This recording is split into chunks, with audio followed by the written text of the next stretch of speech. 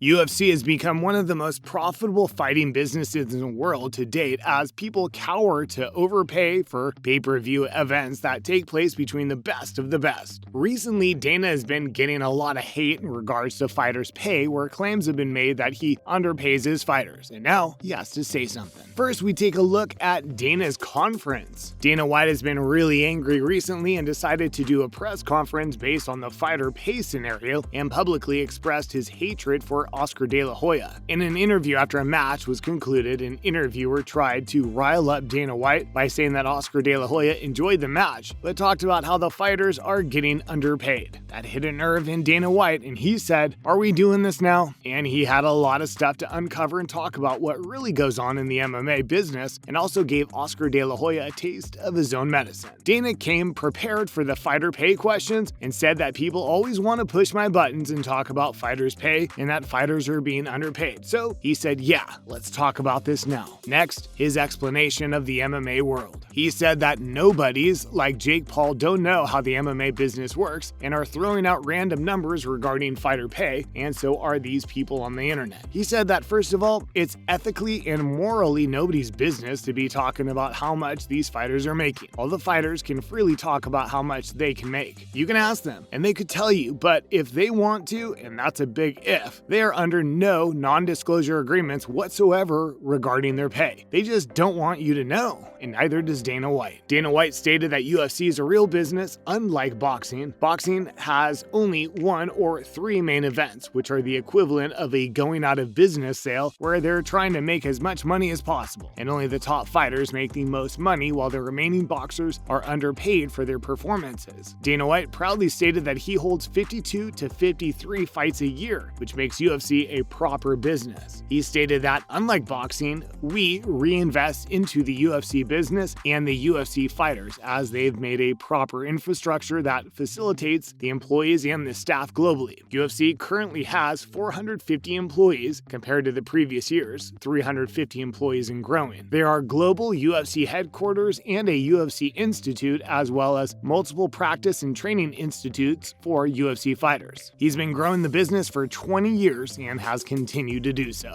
Dana reveals UFC's future plans. Dana also revealed that UFC has sealed a deal for landscape in Mexico and is also going to expand to Puerto Rico, Africa, and also has a space in China as well. They host and produce their own fights as well, which most other fighting businesses outsource to news and other media outlets. They also constructed the Apex so that fights could be viewed online and the fight business would go on, and people wouldn't go unemployed. He also stated that he does a lot to keep the sport fair and legal for everyone so that no one has an unfair advantage. He pays a ton of money for USADA drug testing every year. He followed up by saying that individuals like De La Hoya could never envision doing all of this because it's never been done until the UFC started doing this. Dana made a mic drop worthy quote where he stated that people only know about the business and the sport what he tells them, and that their opinions and statements don't matter in the grand scheme of things. He stated that no one has done what the UFC has done before and that there's no barrier to entry when it comes to the UFC. He said anyone could jump in and figure it out as he did. His comments about De La Hoya. After this, he started tearing into De La Hoya. He stated that De La Hoya is a lying two-faced sack of S, that he hates him very much to the potential that he would love to prove that De La Hoya is what Dana says he is. He also stated that this information is publicly available and that it doesn't take much research to figure this out instead of pressing him. He stated that most of the former UFC fighters get paid less than when they were participating at the UFC. 17 of the 22 fighters in De La Hoya's MMA event got less than UFC fighters were paid as their starting compensation. He stated that De La Hoya talks about a fighter's pay, but he doesn't really care about the fighters at all. He stated that the UFC has 650 fighters that they take care of properly, and he couldn't even take care of the one that he mattered to them. Canelo was working for De La Hoya initially, but decided to leave them for matters unknown to us. He still has Ryan Garcia on his hands, the young kid who's a speed prodigy when it comes to his jabs and reflexes. Dana White said that De La Hoya is going to lose Ryan Garcia eventually as well. He went about saying that 12 of the 22 fighters were compensated less than what the kids are paid in fight to the Contender Series of the UFC, the references he used. He stated that Chuck and Tito were making $250 grand for their events back in 2004, and and 2005, when UFC was still $40 million